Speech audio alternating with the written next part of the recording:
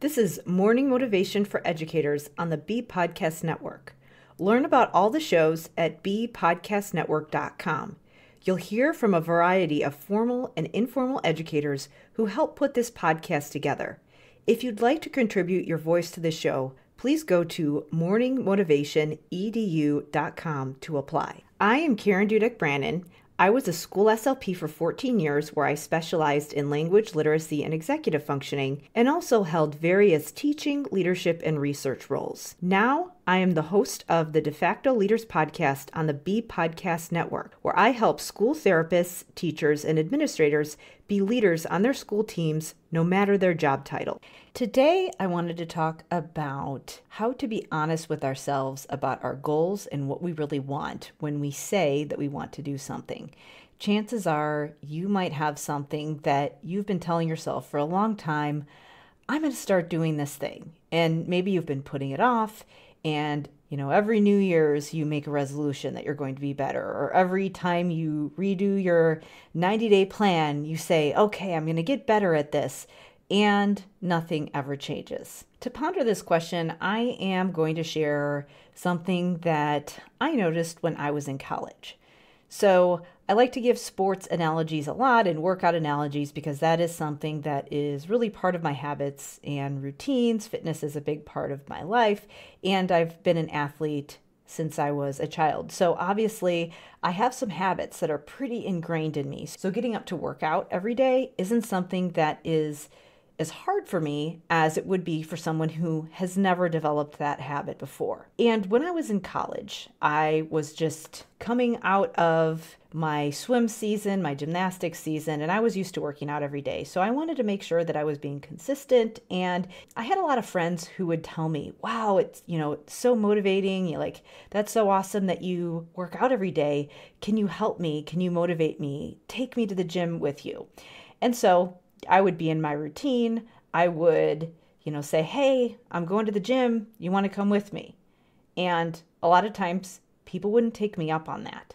And after a while, I just started giving up and not asking people because after a while, I just kind of assumed that they weren't going to come with me because, I felt like it was my job to give them the option. It wasn't my job to make them do it. But part of the issue here is that when you're building a new habit, whether it's something workout related or whether it's something else, there's so much more than just the basic planning and preparation that goes behind actually doing it. A lot of times we have to really get under what our true motivations are and what we really want. One way this shows up for me is with meditation.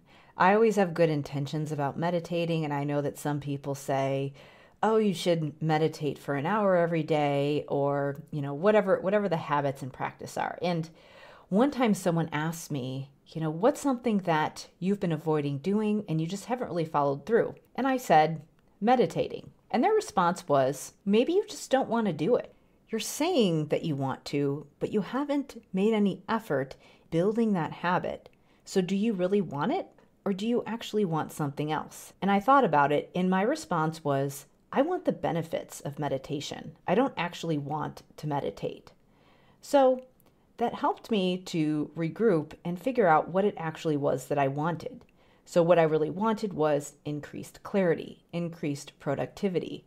I wanted to feel calmer. I wanted to feel more creative. I saw meditation as the vehicle to get to the destination. And I also was really overloading myself. I was trying to do too much without building that habit. And so I wasn't following through with it. And I think the same thing was going on with some of my friends in college who said that they wanted to work out with me every day, but never would actually go. Now, as I've gotten older, I have been involved in various running groups where I've been a group leader and I've had to be the person, talking to people about their workouts and things like that.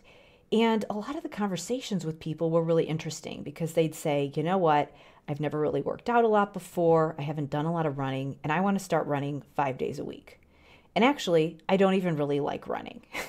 So my response is, you know what do you actually really want? Do you really want to run? Or do you just want to have more energy? Do you just want to feel healthier? Do you just want to get out and connect with people more? Is running really the vehicle to get you to that end destination? And sometimes it is. Running isn't the most fun, but sometimes people acquire a taste for it and they hate it at first and then they love it. But I always encourage people, if they want to get started in a routine and they absolutely hate running, I say, you know what? I love running. It is my first choice when it comes to workouts, but that doesn't mean it has to be your first choice. Because if you say that you want to do it and you're not doing it, maybe you don't really want to do it. Maybe you actually want something else. I always encourage people to pick something that they're going to be able to stick to. Instead of trying to make the perfect plan or pick what you think works for someone else, pick what works for you. Maybe you don't like running. Maybe walking will work. Maybe yoga will work. There's a lot of other options.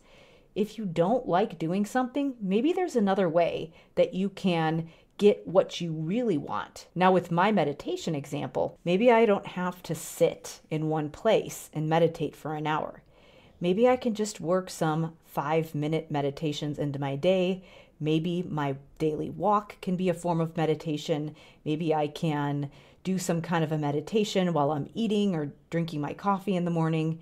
Maybe it doesn't have to be this big thing. So whenever I am procrastinating on something, I always ask myself the question, do I really want this? Maybe what I'm working on is really the vehicle that's going to get me to the end destination, but I'm overloading myself and overcommitting when I haven't built the habit yet.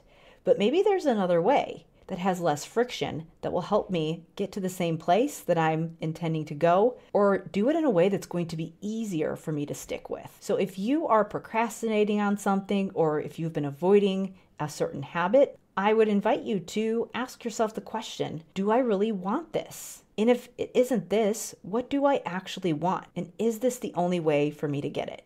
Thanks for listening, and whatever role you have in education, we have a podcast for you at bepodcastnetwork.com. Who among your friends and colleagues needs to hear this message today? Please share it with them right now.